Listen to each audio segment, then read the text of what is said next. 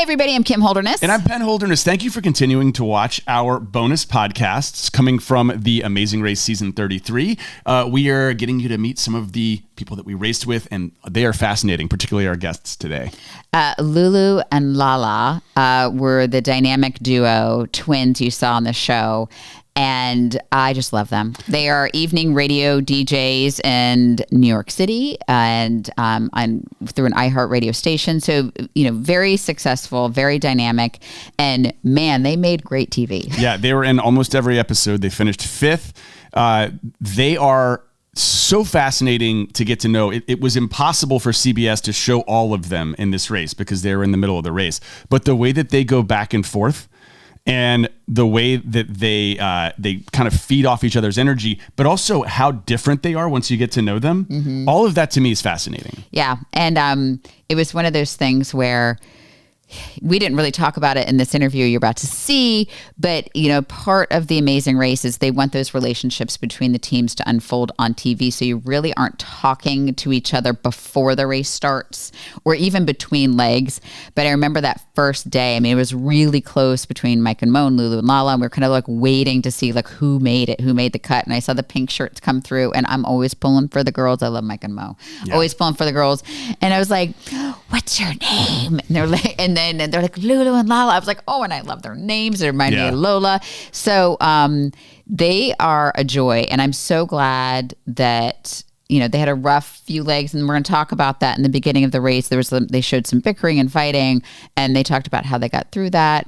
And it is one of those things where I love them so much. And I consider them good friends that I think we kind of went in and out of conversations. But there's a lot of fascinating stuff here. Let's get to it. Welcome, Lulu and Lala. Thank you. Oh, there it is. Good to see you guys. Did you see that? Okay, we're going to get to that in a second. Did you see the syncopation? Listen, I know you guys get this a lot, but has anyone ever asked you to try an Olympic synchronized swimming team? I feel like that would be another one. No, that would be pretty dumb. So I will say that Lulu and Lala, once you get to know them, they look very different. Absolutely. You guys look very different, and you have very different personalities. But at first glance, yes, it is tough. So tell us, what are the physical kind of differences people use? And then you guys are very different people. Kind of explain that. And before you do, we're going to do this exercise. As you're talking, okay, we're going to put a super of your name up while you're talking. But for our podcast friends listening to the radio, I think, I know this sucks. I'm sorry, guys. But maybe say Lulu here and then you talk. Yeah. Okay. We want to do it the whole time, but okay. Lulu here. Yeah. I'm actually the older twin. I'm 20 minutes older. I have a rounder face. I have a dimple, and I also have a beauty mark right in between my eyes. And I'm more of the aggressive one. If I have something to say, I'm going to say it. I'm not going to think about it, versus Lala will, take her time, sleep on it. Not me. I shoot from the hip, really. Lala, I am the younger one by 20 minutes. I don't even count that, but she has this. The younger one never does. Yeah. Yeah. I am a little bit more skinnier. I'm bigger in the chest area. That's very noticeable. Okay. I'm a little bit more laid back. I don't like to overstress myself like homegirl over here does. I feel because since this is Lulu now, since Lala sometimes tend to be so laid back, it stresses me out because it's can we get to a happy medium here? So, no, you just want me to stress out the way you do, and it's just not my style. We could just do this all day. I feel but you guys are in it's a sibling relationship, but a relationship. But don't you feel like even in our marriage, he gets so laid back, it stresses me out. And I'm I need you to match my energy on a few of these things. So I feel that. Yeah. Yeah, I understand. Sometimes it's the same thing where I'm all right, I guess I should act like I'm stressing out a little more. It's not that I don't care. I want you to care. That's the problem. She thinks that I don't care, and I do care. I just manage it differently. Yeah. So that's the difference. Mm-hmm. We're the same, but we're different. So we're like an oxymoron. Yeah. if you Yeah. that shows up, obviously. Everyone is sort of laid bare on The Amazing Race. There is nowhere to hide. The cameras are rolling and you forget that they're there during these stressful situations. Yep. And you guys made it very deep in the race, I think, because of that oxymoron.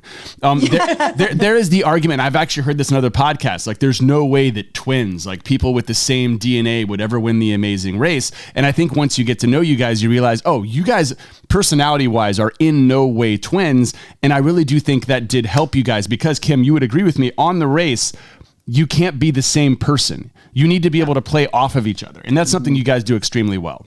Yes. When she was on a low, I was on a high. When I was on a low, she was on a high. So you have to balance it off. And that's what it is. And thank you for saying that. Yeah. Yeah. Sometimes we think it's like, is it annoying to people? Like how we like kind of cut each other off and like mimic each other? I love it. Or is it entertaining? It is entertaining. Yeah, I mean, if I may, like you guys finish each other's sentences in a way that I've never ever seen anyone do before. Partly because you look, I mean, to an untrained eye, you look a lot alike. I know you guys apart from the minute I look at you because we've spent a lot of stressful time together. But the way that you finish each other's sentences, it's actually part of something that we wrote about in our book, which is the difference between kinetic and non-kinetic interruptions. So relationships are in trouble when you have a non-kinetic interruption, like Kim is talking about, you know, something that happened to her that day, and I interrupt about how North Carolina is doing in a basketball game. She's like, great, dude, you just submarined what I was talking about. And it happens. Oh, it happened. It still happens, but I was horrible at it for so many years. And we actually talked to a guy named Dan Sipp who gave us like exercises on improving that to get to a kinetic interruption. And you guys are experts at that. I'm telling you, like what you do is you take the energy of the other person and you just keep it rolling. And that's a very positive, energetic way to have a conversation. Yeah, it's interesting you say that because we do that, but you're actually like the first person to really bring it up. And we hadn't noticed it until we saw it on The Amazing Race, where we're like, oh, wait, I'm talking. And then now you finished my sentence. And now I jump back in. But for Penn to actually say it the way that it's like, oh, yeah, I guess we do that. We don't even realize. Like we just did it right now. They just did it 4 times. 4 times. Yeah. And you weren't interrupting each other. You were just you were like doing the improv yes the and. Red ball, right? Yeah. Isn't it the red ball? Well, I was thinking more improv, like you just kind of yes and everything. And I think in your very successful, very popular radio DJs, that has to be part of the appeal, right? I would think. Yes. Yeah. It's funny because go ahead.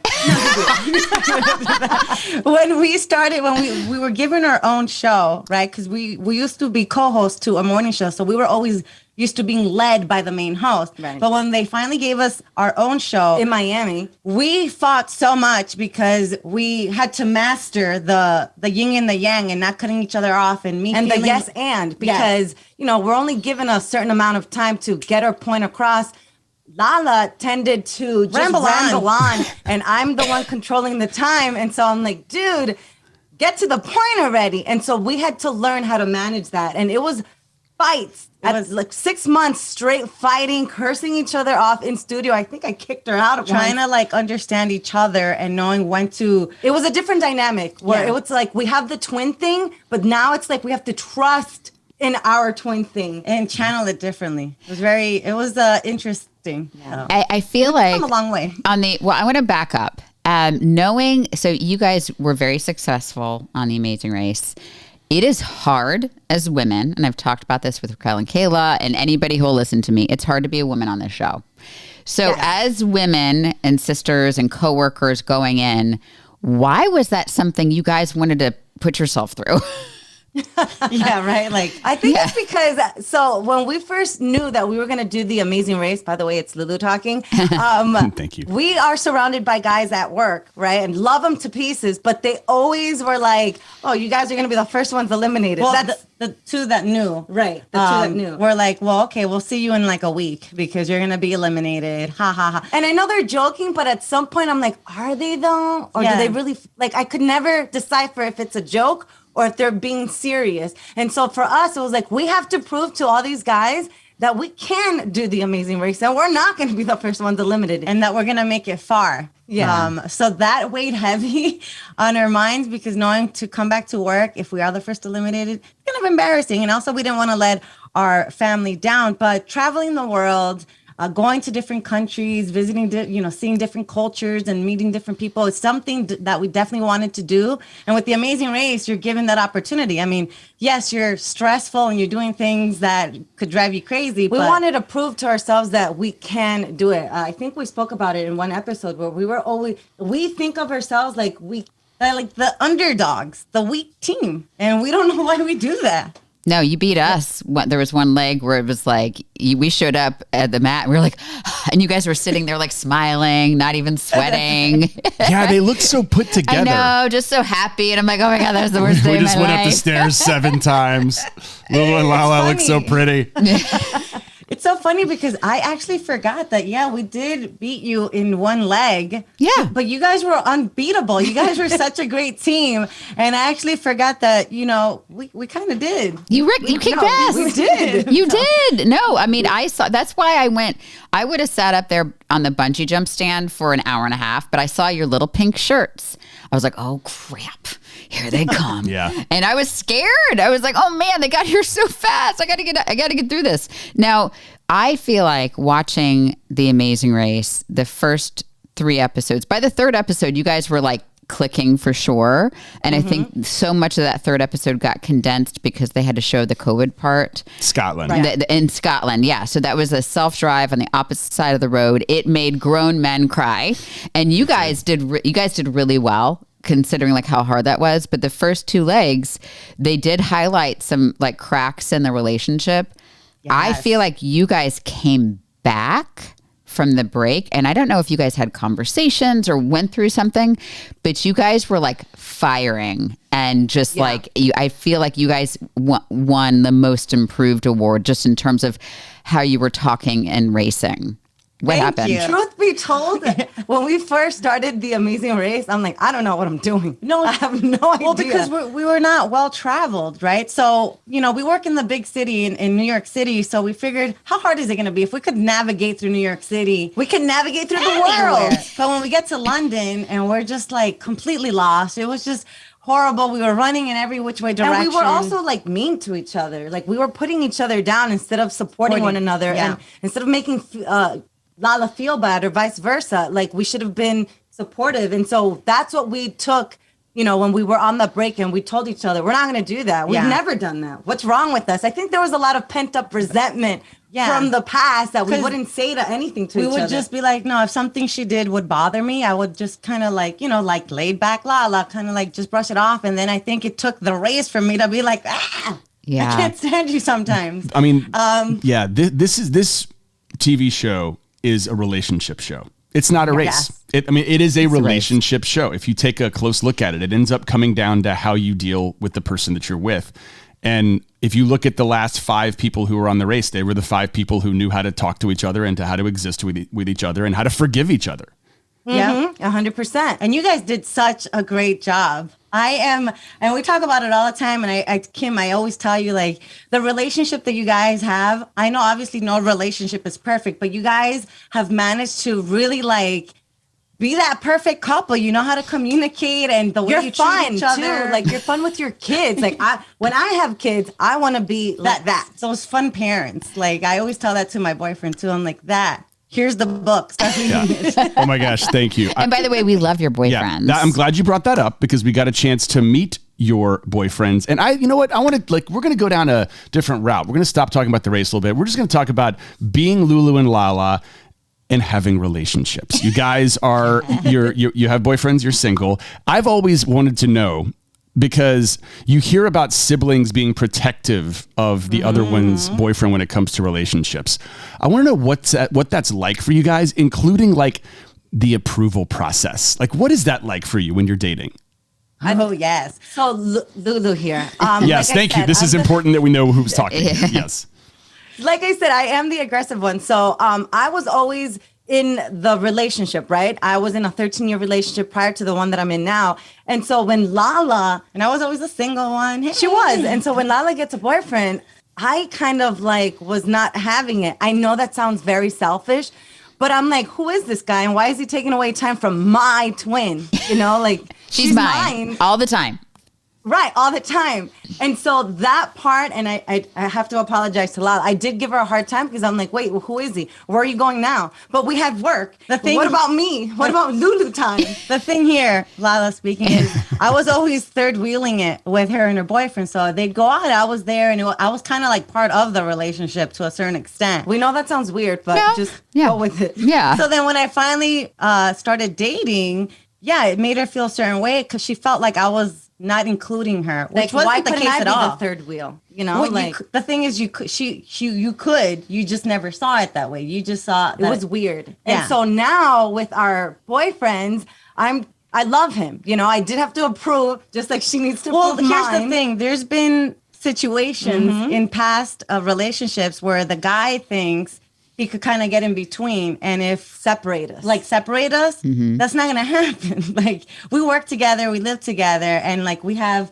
you know, they try to instigate certain things to try to like make us fight and get us against each other, and that's never going like, you're gonna lose. You're not gonna win that battle ever. So there's been times that happened, and obviously that didn't work out. And if I see that the guy that she's with is an a-hole, like I don't want to be around that, and it's gonna get me upset because I know that she could do better, and that's where my protective instincts come in, and I'm just like, no. That's actually what happened with her previous boyfriend. I told her, I'm like, I'm never hanging around you if he's around. I'm sorry, I don't like the vibe, and that's never gonna work for you. Like, if your sister's never gonna be around the guy, like that's doomed for a relationship, I would imagine, as a twin. Yeah. But so luckily, she starts dating Michelangelo. Yes, that's his name. Lala speaking, by the way. Michelangelo's my boyfriend. He's a singer. We met actually while working. He was singing. We were doing backstage interviews. And then a year goes by and his brother meets my sister. Yes. You are twins dating brothers. Yes. Yes, it is. Not twins. They're just brothers. But my sister gave Mitch, that's her boyfriend's name, such a pushback at the beginning. She's like, no, I don't want any part of this. Don't bother me. No. But he was like, no, I'm going to continue to chase her. And he did, because I guess, you know, when you see a good thing like my sister, yes, you're going to fight for it. So you gave respect to him for that. Yeah. I am so glad, because obviously we heard about them during the race and we got to meet them in Miami. Again, we should mention you guys threw the best, like most fun I've had in my life finale party. And I was a little worried, like watching it with everybody, watching the finale, but it turned into almost like a sporting event watching it. Yeah. It was so fun. Even like Dusty, my son's obsessed with Dusty. And anytime Dusty did anything good, right, Dusty was Dusty's biggest fan. If anybody knows who Ric Flair is, I'm trying to think of like a professional wrestler, like who knows how to kind of promote an event and really get pumped up. Dusty was Dusty was that guy. And he knew how it ended. Everybody knew how it ended, except we had all managed to keep it from our family members, right? Yeah. But we got to meet Michelangelo. We got to meet Mitch, really at the karaoke the next night. And oh my gosh, that wasn't even fair. I know that wasn't fair. Like Michelangelo shows up. I'm like, okay, guys, we're done here. No, but it was such a treat. Who does he sing for? Is it Louis Fonsi? Louis Fonsi, yes. Oh my God, gosh, the background. He's mega the star background vocalist for him, for Juanes, for Mark Anthony, Brian McKnight, for a whole bunch of people. But I was so excited for you guys to meet, because you guys mean a lot to both of us. So I'm like, they need to meet my boyfriend, and I need to know what they think of him. You know, your opinion matters. No, I love it. And you can tell they love you. And then Mitch, he was so proud of his brother on stage. He's like, that's my brother. And then he would buy like another round of shots. I was like, Mitch, slow down. Yeah. Will you please tell your boyfriends that our hangover is, I think it just finished 2 weeks yesterday. Right? Like, we were in a cloud for an entire week after that. You guys, you young people. But it was fun and it was worth it. All right, I have one more sophomore question about relationships, and then I'm going to let you I think I already know the answer to this, which is why you're asking it. I've always wanted to know this because you guys look so much alike. Have any of your boyfriends accidentally tried to like kiss, grab, whatever The other one because they got it wrong. Confused? Yeah. Yes, that has happened a bunch of times. A bunch of times. Mostly, well, from the back, right? So you Okay. can't see your faces from the back. Right. And although there is a slight difference from the back, Lulu again wants to speak. There has been times where Michelangelo will come from behind and hug me, and I'm like, wrong twin. Wrong one. And that's awkward, right? It's understandable, but also very awkward. So embarrassed. Yeah. Yes, it is awkward afterwards. You're kind of just standing around like, You There just was like one me. time with your ex, we were in the pool, right? So he's underneath swimming and he's trying to like be sexy and was probably trying to be like a little frisky. Yeah. But instead he chose the wrong twin and Oh. I'm like kicking. I'm like, oh my God, someone's trying to like, touch me. And then I realized I'm like, dude, and he was so embarrassed. yeah, it was Poor like guy. it was so awkward. Because then it's, how do you come out of that? Kind of like, oh, my bad. Yeah. Hi, Craig. Yeah. And then, so have you ever done the thing where you took each other's, like, in all the twin movies, they take Parent each Trap. other's tests or they try to fool each other? Have you ever done that? Yes. So in college, it was so easy to switch classes and take each other's exams. Like It became actually like not even fun. I'm like, all right, nobody noticed. Oh my in high gosh. school, we actually switched, and the the teachers noticed. And they were like, whatever, as long as one body is here. We don't even care. But I did take her driving exam. You took the written exam. Lulu, this is why Lala always drive, because her driving she shouldn't even have a license. Okay. It's very A little chaotic. exaggerative. She doesn't know how to switch lanes, and when she finally decides to switch a lane, the cars come. It's just very stressful. It's aggressive, Who puts a turn signal? Just cut in. Just get in there. I feel like that's Like a true very New New York. Yorker. I was like, that's Yeah. very New York. That's very New York right now. Okay. So tell us about your career in radio, like why radio, and then like where do you guys go from here? I mean, radio is a thing, but like what else are you guys up to? Radio, we fell into radio because we went to school for TV and radio broadcasting, but really for television. And we started off doing press junkets and red carpets. And so, Which actually helped us kind of gain that confidence, because we were up against like E! Entertainment, Access Hollywood, like the big dogs, and we're just college students trying to get my mic in there as they're passing by, celebrities are passing by the red carpet. But that's where I learned, I'm like, all right, you got to be aggressive and like fight your way through here just to try and get an interview. Otherwise I can't go back empty-handed. Yeah. So it was we were actually double interning, and at the point we were with Univision, and they came out with this reality show called Nuestra Belleza Latina, which is the equivalent of America's Next Top Model. And they were like, hey, why don't you guys try out? At that point, we're like, our Spanish isn't great, and we have have like the 20 pounds 20 over pounds. the college weight that you gain Yeah. when you go to college because you're just eating and drinking. Yeah. So we had that, and we're like, we're never gonna make this. We made it, but then we were eliminated a week afterwards. But then we were called back by the network. to be correspondents of Oh wow. the show. Yeah. So it kind of worked out being eliminated. And for so us. that we did that for about a year. And when that finished, they were like, hey, girls, there's nothing else for you. You could do radio, though, and start off in the promotions department. So we went from being like on television nationally to handing out flyers in street corners. So it was definitely like an ego, like, all right, we got to start from scratch. We got to pay our dues, and we got to just work our way up in radio. And we fell in love with radio because we saw what it was like to be part of the promotions department. Then we saw what it was like to be part of the sales. How does the station make money? How do talents get paid? And then it was just a great process, and we love being with the people, with the public, getting their insights of what's trending, what's happening. And so just being with the crowd and feeding off their energy, it was a great experience. And we're like, I like this. Why don't we just stay here? Yeah. And so we did that. We were in the promotions department for 7 years. 7 years. A lot of people, college students think, oh, I'm going to get my big break. I'm like, no, it's not like that. You're getting paid peanuts. Were you guys always a package deal? Or was there ever a time that one of you went and did something on your own? So when we were doing press junkets, we were separate. Yeah, she'd normally fly out to LA to do the junkets, and I would do But the when we red did carpet. radio, we thought, no, this is a package deal. Like, we're going to do this And together. I think it's because we kind of realized too that it was the A media novelty. and it was Yeah. something different.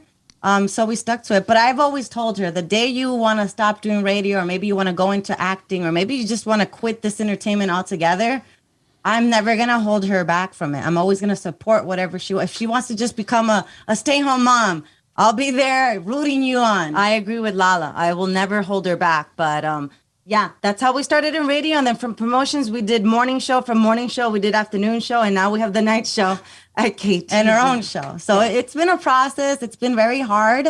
But, if you love what you do, you stick with it. And you just have to trust that there's going to be a payoff at the end of the day. And thick skin is what is needed in this beautiful business that we work in, because have we gone through ups and downs, and it is a male-dominated industry. And there were many times when we started where even our parents have always been supportive, but we were in the promotions department for 7 years, and we were already like 20-something years old, getting paid like $7 an hour. We could barely like make ends meet. And at one point, everyone was like, "This whole radio thing is it's cute hobby. When are you gonna get a real job?" So it was hard to be like, no, you guys have to see, we're going to make it. It's going to happen. Even though sometimes we were doubtful, we just stuck it through. So it's been rewarding, and we love what we do. And we're going to continue with radio because we love our listeners. I mean, the fans are our number one priority because they're the ones who put us on the map, and they continue to support us. And then we do want to go back into television. We had written a treatment for a sitcom because you guys are a walking sitcom. You guys are a walking sitcom. Yes. Yes. So are you guys. Like, I see you guys. I had mentioned this to Kim. I see you both hosting the Tony Awards. 100%. I was reading up on it. There's no host. And I'm like, so we actually reached out to some friends in LA, like, hey, what if you guys get Kim Penn? You guys are promotions. You're still in the promotions department. I love this. Yeah. But we are working on a sitcom. We'd like to do that. Behind the scenes, more like producing. Yeah. I mean, I would love to be in front, but if not, then I like more of the behind the scenes. I think it's more fascinating. It's more entertaining. And then come out with some type of line. We like to have we want to have a multiple source of income. Mm-hmm. We want to make sure that our parents are taken care of and no one's stressed out in the family. Like we know what that is. Mm-hmm. We don't want to go back to that. So pretty much we like to spin a lot of plates too. And maybe that's just the entertainment focused brain, but you're in the number one market in the country, and you have an evening show yourself. You've made it. Like, you could just sit there and that could be it, which is great. That's a great thing to do. But the fact that you still want to do more speaks a lot to like the energy you guys have. I will say, okay, back to the race real quick. Okay, there was a very sad day in Greece. It was very sad when you guys were eliminated. But I have to say, you guys were so gracious at the very end about the experience. And I will say, like, the energy changed, like when we knew you guys got eliminated, like on the airplane, and just the energy went like, whoosh. So there was something missing. There was something missing for sure. So like, you guys bring a certain level of energy, but what was it like? I mean, you guys made it pretty far in the race, but to like go back to those guys in the radio station that were like, you're going to get out first. But I mean, to be very proud of how far you made it. Like, what was that like? First of all, Lulu, again, thank you so much for saying that the energy was different, because we always wondered, like, oh man, I wish we could have just stayed and like supported everybody behind the scenes, helped out and we missed you guys, and we're like, I wonder if they miss us, and hoping that everyone did well and nobody gets hurt. Mm-hmm. Greece was something that was, unfortunately, I, for some reason, knew it was going to happen. I feel like the anxiety level it was just overwhelming Lala at some point. Yeah. And so that's why I tried at the end. They didn't really show. I kept telling her, just enjoy it. It's fine. Just enjoy it. She did keep the sides. Which is funny because I'm usually doing that to her. But I think it was my body telling me, you need to take it easy. Otherwise, you're going to crash and it's not going to be, it's going to be ugly. So I think I kind of just felt it. But coming back to the radio station and just telling them, look at this. Yeah. We made it top 5. So this is the third time you guys have mentioned the thick skin you have to have working in media and the guys at the radio station. And I'm going to go down a road that Kim and I have already gone down on this podcast. And if you guys want to join us on the road, you can. Join us, will you? What road is this, Penn? Television, when we worked in television, not only was it thick-skinned, there were moments that were pretty abusive.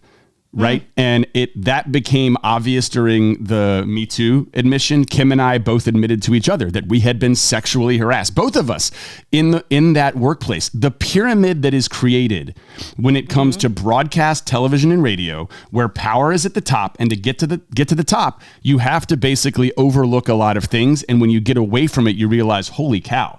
Like, what was I doing?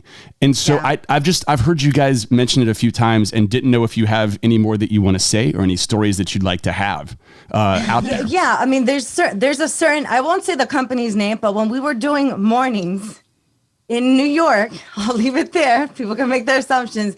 There was, sometimes we were spoken down to, very condescending, and we didn't understand it. They were like, do you understand? I'm speaking English. Do you understand what we're telling you? And in my mind, I'm like, I'm an American. I was born and raised. I went to school here. Just because I'm Spanish doesn't mean I don't understand what my surrounding is. And so to me, I'm like, are you joking or are you being for real? I at this point, I feel like you're being for real, and it's very offensive. That's one aspect. Then but at the same time, you're like, do you want to say something? Because if you do, you get penalized, or Yeah. You're labeled difficult. Right. There was another time where, again, I'm going to stay away from mentioning names or companies, but it was a concert. We were backstage, and there was one particular artist that locked us up in the his dressing room and wouldn't let us out until we recited his hotel room and made sure that we were going to be there after the performance. And we're banging on the door, like yelling, help, get us out of here. But because, it's a huge arena and there's so many things going on. The security's there seeing it and not doing anything. So we're kind of like, oh my God, I can't believe this is happening. You got locked into a room against your will with security there who overlooked it. And you, as people trying to make your way up in the business, didn't know how to react, understandably. Yeah. Right. So we thought, let's just go along, play along and make him think that, we're, room number such and such at this time, this hotel, you got it. Just making it seem like when that door opened, I ran and never looked back. I mean, I have to say, I mean, we both have, and we all have these stories, which are very terrible, but in a way, like, I think that's why I get so mama bear and protective, especially like I felt very protective of you guys on the race and like Raquel and Kayla. Not that any of that would happen on this race. Like that was so on the up and up, and they had human resources there. I mean, None of that would ever happen. But like because of that, I get like mama bear over the women in these situations. I feel the same way. Yeah. And it was really hard to be a woman on this race, but because of all of your experience, I feel like you guys, that's like you guys are so freaking tough. You know what I mean? Yeah, I feel like life is hard, and unfortunately, you will, hopefully not, you will be put in situations where you have to think quick and know to do the right thing. It's very easy to take the easy way out, if you know what I'm saying. And so you have to know and really be grounded, because a lot of the facade, in social media, a lot of it is just that. Smoke and mirrors. Mirrors. And so, that's why the thick skin, we keep saying it, you got to be thick. And if people get offended because you say no, then that's their problem. Like that's a you problem, not me. I'm not going to do anything I don't want to do. Because there's been many times where they kind of they guilt trip you into like, well, if you don't do that, or if you don't say this, or whatever the case may be, then you're the bad one. You're the one that's ruining it for everybody. You're you're being complicated is what is said. And so, and we're such people pleasers. We want everyone to be happy. We want that it's taken us some time to just be like, I'm not going to do it. I'm not going to have you make me feel bad about it. Right. And then stick with it. Because sometimes we'll be all tough, and then we'll kind of like, oh my God, we shouldn't have done that. And I know, and we'll talk in code here, you guys have been approached. Obviously, you guys are great TV. I mean, I have to say, after you guys were eliminated, I even think like the shows got way more boring. I mean, and we were on them, so I can see like we were. We didn't really pay attention after you guys left. I know, and I think I even said to the producers, I'm like, are you even going to show us? Because we were so boring. And I feel like you guys were really dynamic. I know other shows have reached out to you. Yes. But you guys are being good about protecting your brand. Yes. And so you're being more selective with that. Would you ever do the Amazing Race again?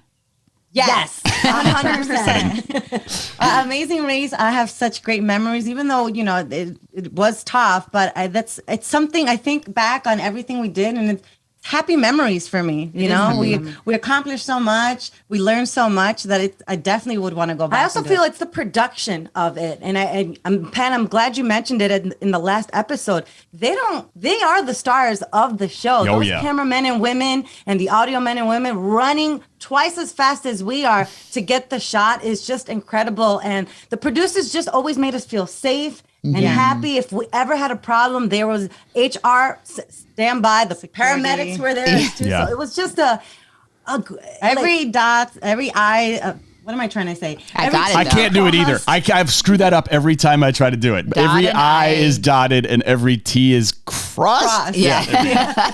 Well, so you guys, I got goosebumps when they showed the photographers. They have this long-standing rule that they don't. They become part of the background. They want it to appear as if we are magically on this race. Right. That is just like, it's just us, but they are there. And I've told them, I think like after we won a second leg, Darren, who's one of like the executive producers, I mean, the whole team, they're so great. And he goes, well, I was super stressed out about something. Oh, I couldn't find a bathroom. And I was like, and he goes, well, when you come back for All Stars, like joking, I was like, oh, dude, me crouching in a bush with no toilet paper, this is not happening again, but I'll come back and do what you do.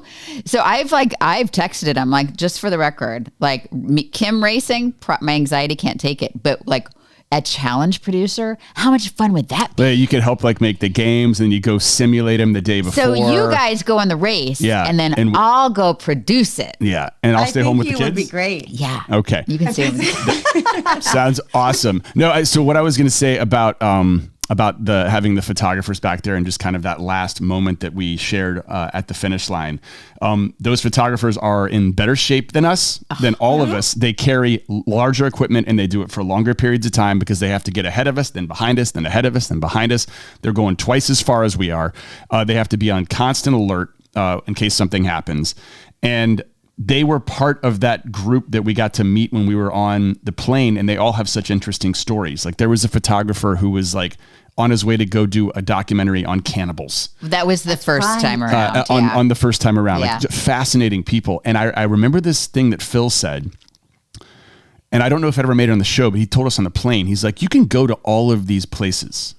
You can go to Kathmandu, you can go to Switzerland, you can go to the North Pole, South Pole, but it's the people that you do it with that matter. And that really 100%. That really stuck with me. Yeah. And it's, I mean, we've gone to different, because we work in the radio business, we've been blessed that we travel, but it's not the same when you're with certain people. It just brings the energy and just the whole vibe is different. And I feel with this season 33, maybe I'm being biased. It's just special. We are a family. We text each other on a daily basis. And if we don't go a day without, we'll see each other on social media. Mm-hmm. And now that you bring up production, I just want to take a moment here and say, what you guys do is amazing. I don't think people really realize how hard it is to make videos that are so relevant and so enjoyable to watch and funny, and then have that all pieced up together and get so many. It's not easy. It is not easy editing. I can't do it. My anxiety will drive me insane. And to maintain the how you guys maintain your social media very active and relatable, like across the board, not just on Instagram or YouTube. It's like every single platform. It is so hard, insanely hard. And it really bothers me when people say, oh my God, YouTubers, what do? Just post videos all day? It's not that at all. It's just not that. Well, here's proof of how hard it is. This is our second time recording this interview. We did this entire thing a week ago, and I pressed the wrong button, so it was it was never recorded correctly. So thank you. And I totally screwed this up the first time. So it is kind of hard. Yeah. But I also will level set. And, I think we've talked about, because I'm very fascinated with like what you guys do. And I would love to be helpful in any way. You guys want to try to grow social media. First of all, social media is a slog. I think it's so hard. We now have help. We did not in the beginning. And I think our marriage suffered for it.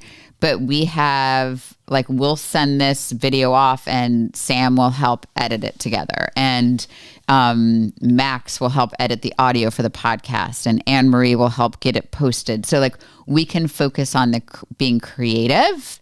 Mm-hmm. And then we have other people who do that. And I think there are some people who are like, "Ooh, I liked it better when I thought it was just you guys in your house doing it." And during the pandemic, it was just us shooting and writing, but we still could send a lot of it off. But I just want to level set with anybody trying to create and maintain a platform that it is not something at this level even. And I don't even think we're not here. No, you guys are there. Give yourself the credit. You guys, what you've done across social media is amazing. And we say this because we know how hard that is. And the creativity, because it's hard to sit there and create content constantly. And it probably messes with your mind sometimes. Is this funny? Will people laugh? Well, is this relevant? That's what we get sometimes on the radio. What am I talking about? Yesterday was that type of day where we're does anyone care? So I can imagine that you guys probably go through the same thing. Yeah, we went through it yesterday because Penn came home from carpool. He was dropping the kids off at school. He goes, and we had a whole day planned of other videos we were going to shoot. And we hadn't shot a video since the finale of The Amazing Race. So with the finale, we were hungover for 4 days because you guys, thanks. Mostly because your boyfriend. Mostly Mitch's fault. And then we had to do all these interviews, and I'm more of an introvert, so I'd talk to people for too long. And then his dad went to the hospital. He's totally fine. I don't bring that up for any, he's totally fine. So I feel 2 weeks were just gone. So we had this first day back production. He comes in, he's like, "I got an idea." I'm like, "Oh, great." And I didn't think the video we put out today was Tom Brady's retirement. We shot it yesterday. And I'm like, I didn't think it was very funny. And I'm like, I don't care.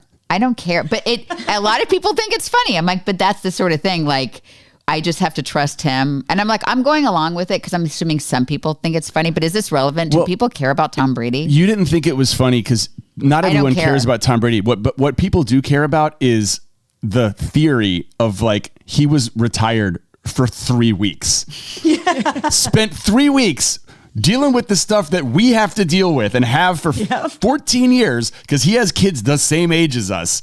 And there's this what if he just saw that and he was like, wait, you have to do dance recital and travel basketball and carpool on the same day while making dinner. And then there's some sort of sign up genius. And then he's like, I'm out. I'm going back to football. Yeah. So that was I'm not about that life. Yeah. I mean, it really, what it was just making a hypothesis that that's what his life is like, when in reality, he's probably got help for all of that. But still, Kim played a great Giselle. That was why the video did so well. I loved it. And it was a great thing to wake up to be honest with you. I left a comment because we actually spoke about it on the radio. Yeah. There was a lot of memes out there, and it's you guys nailed it. You put it to life. And of course, people are going to comment on it. People are going to react to it because that's what people are thinking. Oh, this guy couldn't deal with it, so he went back to what he's been doing. It's relatable because we all thought of it. And so when we see that, we appreciate so much what you guys do. You have no idea. And it's funny that you guys said that. Sometimes we'll have that same thing. I'm like, I think we should talk about this. And she'll say, no. And so we'll go back and forth and we're like, what's the right thing to do? And at the end of the day, we don't talk about either. Yeah. And allow yourself to be wrong because I'm wrong all the time. Well, I think so with what you guys do, it's exactly, but you have to do it in real time and live and probably more succinctly than we do.